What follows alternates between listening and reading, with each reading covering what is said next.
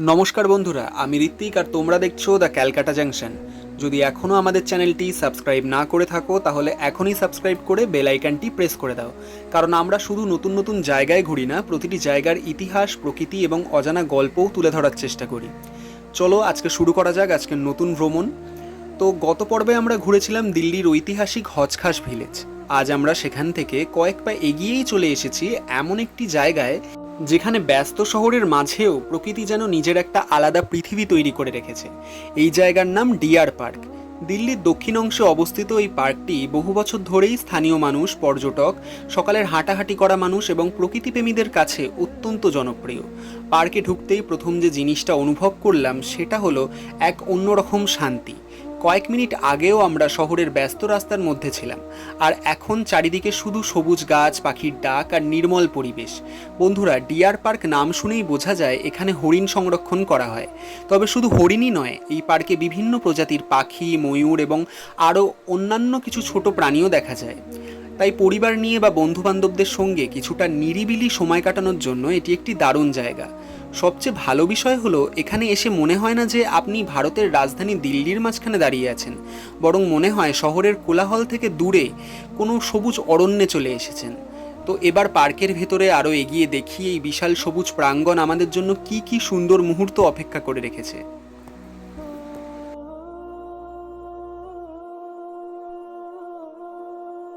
পার্কের ভেতরে আরও একটু এগিয়ে আসতেই দূর থেকে চোখে পড়ছে সেই ঐতিহাসিক পাথরের স্থাপত্য, যেটা আমরা আগের ব্লগে কাছ থেকে ঘুরে দেখেছিলাম, হজখাস কমপ্লেক্স। এই জায়গার সবথেকে বড় বিশেষত্বই হলো এখানে দাঁড়িয়ে একই ফ্রেমে প্রকৃতি আর ইতিহাস দুটোকেই একসঙ্গে দেখা যায়। একদিকে সবুজে ঘেরা ডিয়ার পার্ক আর অন্যদিকে কয়েকশো বছরের পুরনো ঐতিহাসিক স্থাপত্য। খুব কম জায়গাতেই এমন সুন্দর মিলন দেখা যায়। বন্ধুরা, অনেকেই হয়তো জানেন না যে হজখাস কমপ্লেক্স আর ডিয়ার পার্ক একে অপরের খুব কাছাকাছি অবস্থিত, তাই একদিন সময় নিয়ে খুব সহজেই এই দুই জায়গা একসঙ্গে ঘুরে দেখা যায়। এখানে আছে একটি বৃহৎ জলাশয়। প্রথম দেখাতেই বোঝা যায় এই জলাশয় শুধু পার্কের সৌন্দর্য বাড়ানোর জন্য নয়, এখানকার পরিবেশ ও জীববৈচিত্র্যের একটি গুরুত্বপূর্ণ অংশ। সকাল ও বিকেলের দিকে অসংখ্য পাখি এখানে এসে বসে, আর চারপাশের সবুজ গাছপালা পুরো এলাকাটাকে আরও প্রাণবন্ত করে তোলে। লেকের ধারে দাঁড়িয়ে চারিপাশটা দেখলে শহরের ব্যস্ততার কথা এক মুহূর্তের জন্যও মনে পড়ে না। হালকা বাতাস, জলের শান্ত ঢেউ আর দূরে দেখা সেই ঐতিহাসিক স্থাপত্য, সব মিলিয়ে পরিবেশটা সত্যিই মন ছুঁয়ে যায়। আমার মনে হয়েছে দিল্লিতে যারা শুধু বড় বড় স্মৃতিস্তম্ভ ঘুরে দেখেন তারা এই জায়গাটা অনেক সময় বাদ দিয়ে যান, কিন্তু সত্যি বলতে যদি প্রকৃতি ভালোবাসেন কিংবা একটু নিরিবিলি পরিবেশের সময় কাটাতে চান তাহলে ডিয়ার পার্ক অবশ্যই আপনার ভ্রমণ তালিকায় থাকা উচিত। আর একটা বিষয় আমার এখানে খুব ভালো লেগেছে, এখানে মানুষ শুধু ঘুরতে আসে না, অনেকে সকালে হাঁটতে আসেন, কেউ ব্যায়াম করেন, কেউ বই পড়েন, আবার অনেক পরিবার ছোট ছোট বাচ্চাদের নিয়ে প্রকৃতির মধ্যে কিছুটা সময় কাটাতে আসেন। তাই এই পার্ক শুধু একটি ট্যুরিস্ট স্পট নয়, দিল্লিবাসীর দৈনন্দিন জীবনেরও একটি গুরুত্বপূর্ণ অংশ। এবার তোমাদেরকে দেখাবো ডিয়ার পার্কের আরও ভেতরের দিকে। সামনে হয়তো আমাদের জন্য অপেক্ষা করছে আরও কিছু সুন্দর দৃশ্য, আর যদি ভাগ্য থাকে তাহলে খুব কাছ থেকে হরিণ আর ময়ূরেরও দেখা মিলতে পারে।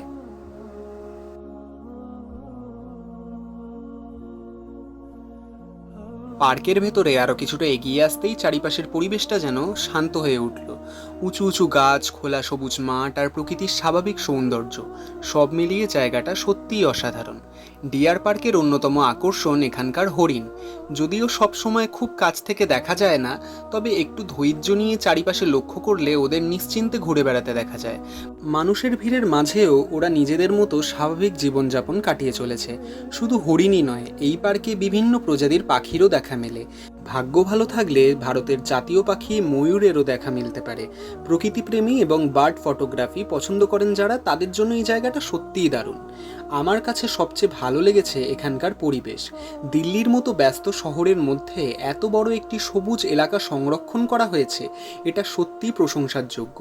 এখানকার বাতাস, গাছপালা আর শান্ত পরিবেশ মনকে অনেকটাই সতেজ করে দেয়। লেকের ধারে কিছুক্ষণ দাঁড়িয়ে থাকলে বোঝা যায় যে কেন এত মানুষ এখানে শুধু ঘুরতে নয়, সময় কাটাতেও আসেন। আগে আমি যেটা দেখতে পেলাম যে এখানে হসখাস ভিলেজ থেকে এই ডিয়ার পার্কে আসার কিন্তু আগে একটা সংযুক্ত রাস্তা ছিল, এখন মনে হচ্ছে পরবর্তীকালে সেটা বন্ধ করে দেওয়া হয়েছে। তো পুরোটাই তোমাদেরকে দেখাবো, এখানকার প্রত্যেকটা জায়গার সাথেই মনে হচ্ছে আরেকটা জায়গায় লিঙ্ক আছে। তো পুরো জিনিসটা আমি আরও ডিটেলসটা তো দেখে পুরো ডিটেলসের সাথে প্রত্যেকটা জিনিস তোমাদের একটার পর একটা বলবো, স্কিপ না করে। এই জন্য পুরো ভিডিওটা দেখো। আমি চেষ্টা করছি যদি এরপরে আরও কোনো জায়গা আমি ভিজিট করতে পারি। আজকে যেহেতু অলরেডি অন্ধকার হয়ে যাচ্ছে, এখানে তো 7:40 অন্ধকার হয়, আর এখন বাজে প্রায় বলতে পারো 6:45। তো আমি চেষ্টা করছি পুরোটা ভিডিওটা দেখো স্কিপ না করে, ঠিক আছে?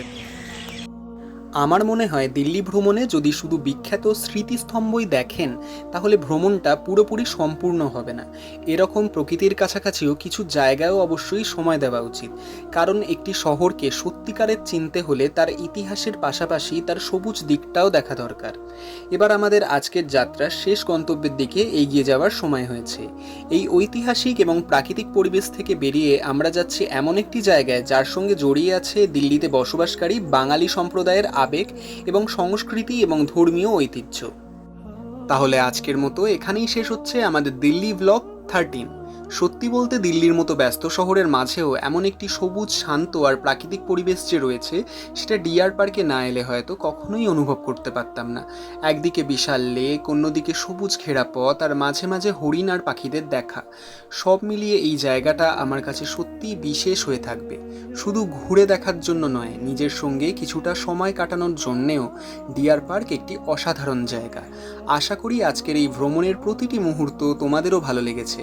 আর যদি ভিডিওটি সত্যিই উপভোগ করে থাকো তাহলে অবশ্যই একটা লাইক করো, আর কারণ আমাদের একটি লাইক আমাদের ভালো ভিডিও বানানোর জন্য অনুপ্রেরণা দেয়।